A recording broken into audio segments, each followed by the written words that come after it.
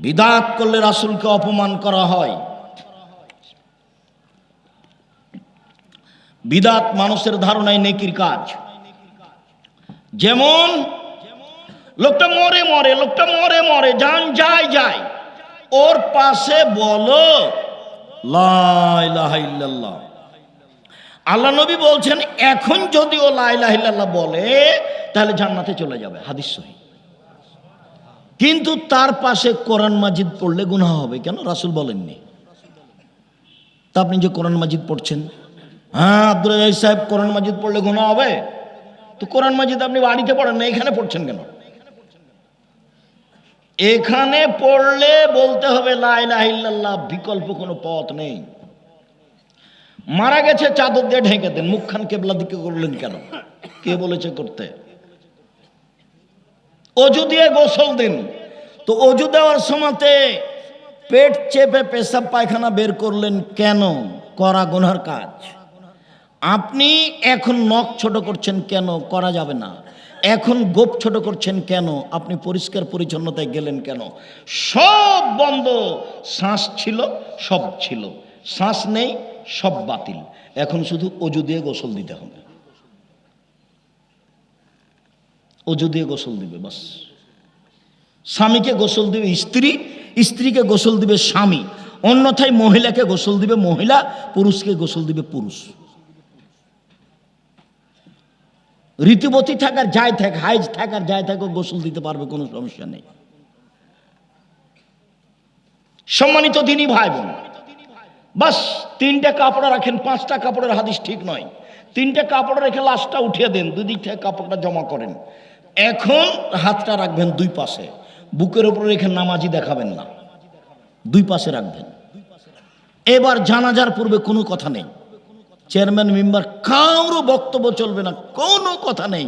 শুধুমাত্র ওর ভাই বা ওর বেটারা বলবে যে আমার বাপের যদি কোনো লেনদেন থাকে ঋণের ব্যাপার, তাহলে আমি পরিশোধ করে দেবো, এইটুকু।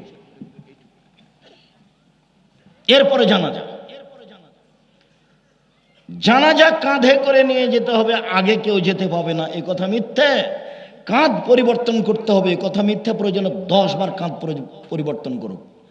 3 বার লাশটাকে রাখতে হবে, এ কথা মিথ্যা। প্রয়োজনে 10 বার রাখুক, প্রয়োজনে রাখবে, রাখতে হবে, এ কথা নয়। লাশটা ওখানে না রাখা পর্যন্ত কেউ বসতে পাবে না, এ কথা ঠিক নয়। ওর আগে আগে কোনো মানুষ যেতে পাবে না, এ কথা ঠিক নয়। যেদিকে পা থাকে সেদিক থেকে লাশ ঢোকাতে হবে। বিসমিল্লাহ আলা মিল্লাতি রাসূলিল্লাহ সাল্লাল্লাহু আলাইহি সাল্লাম। 3 অঞ্জলি মাটি দিতে হবে। বহু মানুষ ডালিতে করে সবার হাত দিয়ে মাটি ছয়ে নিতে হবে, নেহাত অন্যায় কথা, পাপের কথা। বাস যা মানুষ এসেছে এসেছে, সবাই ডবল নেকি পেয়ে যাবে, মাটি দেওয়া হয়ে গেছে গেছে। লাশ রাখতে হবে একবারে হুবাহু ডান কাতে, গোটা লাশটা ধরে একবারে আলোক করে উঠিয়ে এক পাশে লাগিয়ে দিতে হবে, মুখ থাকবে কেবলার দিকে। চিৎ করে কবরে রাখা হবে না। মাটি শেষ হয়ে গেলে বলতে হবে আল্লাহ মাগফিরুল ওয়াসাব্বে, তো বাড়ি চলে যেতে হবে। সবাই মিলে হাত তুলে দোয়া করলে সবাই গুনাহগার হবে, রাসূলকে অপমান করা হবে। আপনি একটু পরে এসে হাত তুলে দোয়া করেন, আপনার বাপ হয়, আপনার ভাই হয়, এখন যান। আপনার বাপ, আপনার ভাই, আপনার আত্মীয় যান, মাঝে মধ্যে যান। যাননি তো সেদিন খামাখা ঢং দেখাতে গেছেন কেন? আমি তো 30 বছর আগে না করেছি। এমন কোন মায়ের বেটা এখনো জন্ম হয়নি কেন? ওরকম মুখের ওপরে বলে না কেন? হুবহু প্রমাণ পেশ করতে হবে। শুধু কাজই এটা। 90 সাল থেকে মাঠে আসছি, শুধু কাজ হলো এটা ফতোয়া লেখা। তারপরে 2 নম্বর কাজ হলো পড়াশোনা করা, শিক্ষকতা করা। আর 3 নম্বর কাজ হলো মাঠে যাওয়া। শুনুন, ধর্ম একজন লোকটির নাম দিয়ে কথা দিয়ে চলে, যার নাম মুহাম্মদ সাল্লাল্লাহু আলাইহি ওয়াসাল্লাম। পৃথিবীর কারো কথা চলে না। রাসূলকে অপমান করে সফলতা অর্জন করা যাবে না। সুন্নাত রাসূলের বাস্তবায়ন করতে হবে। হাত তুলে দোয়া করেন, এখন করেন। আমি তো সব সময় বলছি যে আপনি হাত তুলে দোয়া করেন, পদ্ধতিও বলছি। আপনি যার কথা বলেছেন সে তো পদ্ধতি বলেনি। আমি বলেছি এখনই যদি নিতে হয় তাহলে এভাবে বলতে হবে, এখনই দাও। আর যদি বলেন যে দাও, তাহলে এভাবে বলেন। বলার পদ্ধতি, আগে কি পড়তে হবে? আর সূরা ফাতিহা বলতে পড়তে হবে ইসমে আজম। তো সূরা ফাতিহার প্রথম 3 আয়াত হলো ইসমে আজম, বা লা ইলাহা ইল্লা আনতা সুবহানাকা ইন্নী কুনতু মিনাজ জালিমিন, এটা হলো ইসমে আজম। বা আসলেই ইসমে আজম যেটাকে আল্লাহ নবী বলেছেন, একটা লোক একটা দোয়া পড়ে দোয়া করলো, তখন আল্লাহ রাসূল বললেন লোকটা ইসমে আজম দিয়ে দোয়া করেছে, যা চেয়েছে তাকে দেওয়া হয়েছে, যা চেয়েছে তাকে দেওয়া হয়েছে, ও যা বলেছে তা মেনে নেওয়া হয়েছে। লোকটা ইসমে আজম পড়ে দোয়া করেছে, ও যা চেয়েছে তা দেওয়া হয়েছে, ও যা বলেছে তা মেনে নেওয়া হয়েছে।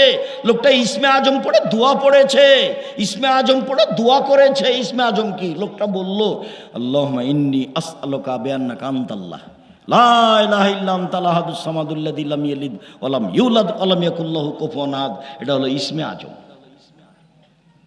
দুয়ার বইয়ে দেওয়া আছে, দেখেন। আপনি না পড়লে তো আর আপনাকে আমি পড়াতে পারছি না। আমি তো আপনার খুব কাছের মানুষ, একেবারেই কাছের। গোবিন্দগঞ্জে আমার শ্বশুর বাড়ি, এখানেই। তো আমি তো আপনার কাছের মানুষ, আপনার ঘরের সব অবস্থা আমি জানি। আমি তো মনে করি যে গোবিন্দগঞ্জে আমি বক্তব্য দিচ্ছি মানে আমার জন্মভূমিতে বক্তব্য দিচ্ছি। একদিন দুদিন না, 8 বছর আমি থেকেছি। আপনার সাথে আমার আন্তরিকতার অভাব নেই। আমি চেয়েছি, আমি আব্দুর রাজ্জাক বিন ইউসুফ এসেছি মানে কি, গোবিন্দগঞ্জের সারা এরিয়ায় কেউ বাড়িতে থাকবে না। আমি তার কাছে ভালো ধারণা আমার উপরে রাখা চাই, আমি যেটা বলছি সেটা মেনে নেওয়া চাই, আমি যেটা বলছি তাতে পরামর্শ চাই। আমি তো আপনার ঘরের মানুষ, আমি চাইব না তো চাইবে কে? সব দাবি আমার আপনার উপরে থাকবে। আপনি যেমন দাবি করে বলছেন যে আব্দুল রাজ্জাক সাহেব আপনাকে আসতেই হবে, আপনি আমার এই, আপনি আমার আত্মীয়, আপনার এই, তো ভালো কথা, আপনারটুকু ভালো, তো আমারটুকুও রাখতে হবে। আমি এসেছি, আপনি বাড়িতে বসে থাকবেন মানে? এই যে আমি বলছি, এই মাটির অতীত 50 বছর সাক্ষী থাকলো, দিন ধর্ম এভাবে কেউ বলেছে কিনা, আরো 50 বছর সামনে থাকলো। সম্মানিত দিনী ভাই বোন, আবু তালহা রাদিয়াল্লাহু তাআলা আনহু বলেন, আল্লাহর নবী বলেছেন, লা তাদখুলুল মালায়েকাতু বাইতান ফিহি কালবুন ওয়া তাসাবির। যে ঘরে কুকুর থাকে, যে ঘরে ছবি মূর্তি থাকে, সে ঘরে ফেরেশতা প্রবেশ করেন না।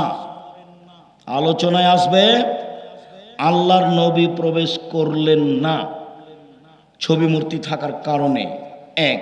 2, আল্লাহর নবীর ঘরে কুকুর থাকার কারণে জিবরাইল প্রবেশ করলেন না। 3, ছবি মূর্তির কারণে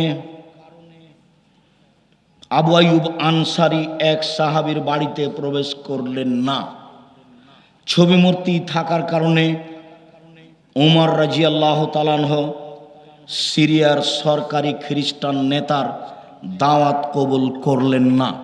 অল্প সময়ের মধ্যে আপনাকে আমি সব দেখাবো, এতে আপনার সাথে আমার অনেক মাঝে মধ্যে জরুরি কথা থাকবে। সম্মানিত দিনী ভাই বোন, ইনশাল্লাহ আপনি এক খেলে চেয়ে থাকবেন, যারা মহিলা আছেন তারা গল্প করবেন না, নইলে আপনি কথা বুঝতে পারবেন না। আর একটু কষ্ট করে ধৈর্যের পরিচয় দিয়ে বসে থাকবেন, কোনো প্রয়োজন দেখাবেন না দয়া করে। সম্মানিত দিনী ভাই বোন, আব্দুল্লাহ ইবনে মাসউদ রাদিয়াল্লাহু তাআলা আনহু বলেন, আল্লাহর নবী বলেছেন, আসাদ্দু আযাবিন ইয়াউমাল কিয়ামাল মুসাব্বিরুন। যারা ছবি মূর্তি তৈরি করে বিচারের মাঠে তাদের সবচেয়ে বড় কঠিন কঠোর শাস্তি হবে।